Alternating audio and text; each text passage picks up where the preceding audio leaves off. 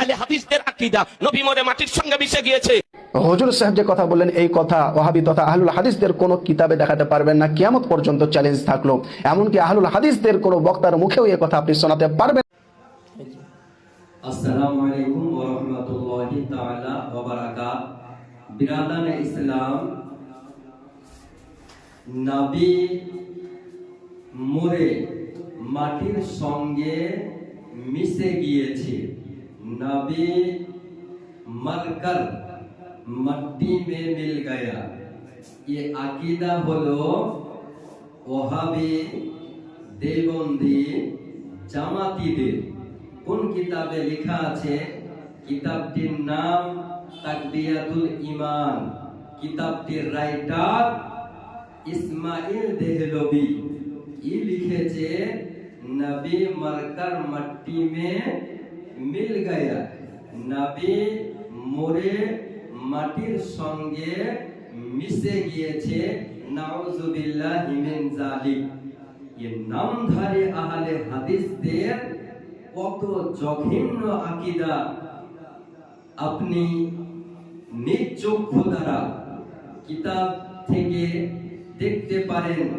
কিতাবটির নাম তাকবিয়াতুল ঈমান, 93 পৃষ্ঠার মধ্যে ইসমাইল দেহলভী লিখে রেখেছে।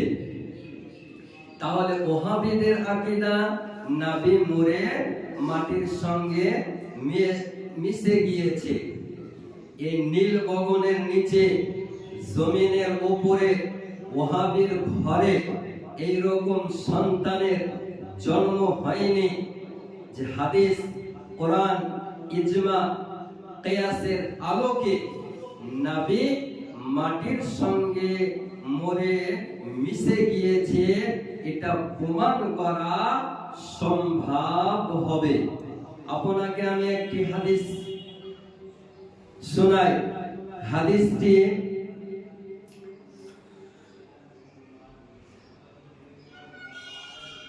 মুসনাদে আহমদ, হাদিস নাম্বার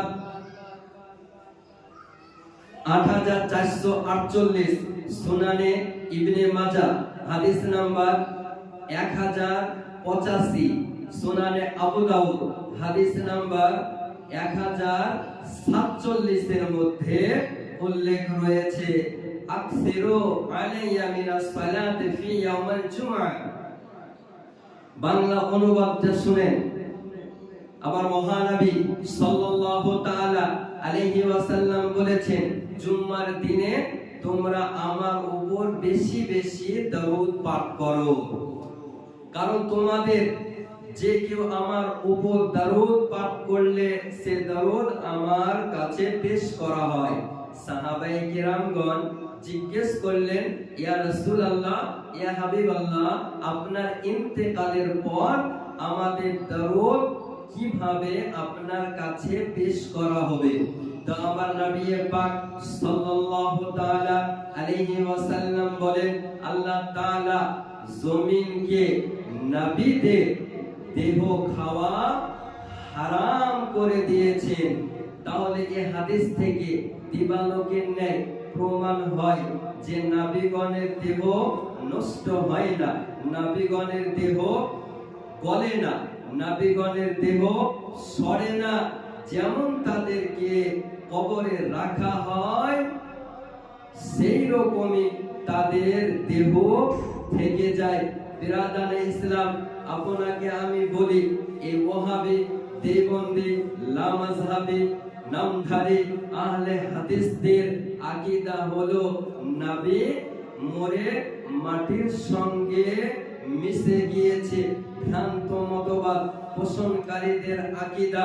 বিরাদানে ইসলাম, যেদিন আমার নবী পাক সাল্লাল্লাহু তাআলা আলাইহি ওয়াসাল্লাম বাহ্যিকভাবে ইন্তেকাল করেন, সেদিন সাহাবায়ে কিরামগণ দের হৃদয় বিকলিত হয়ে চক্ষু দিয়ে অশ্রু প্রবাহিত হতেছিল, আর কাফেরেরা আনন্দ হতেছিল, কাফেরেরা ফুর্তি করতেছিল, আর রাস্তায় নেমে বলতেছিল, আজ নবী মরে গিয়েছে, আজ নবী মরে গিয়েছে।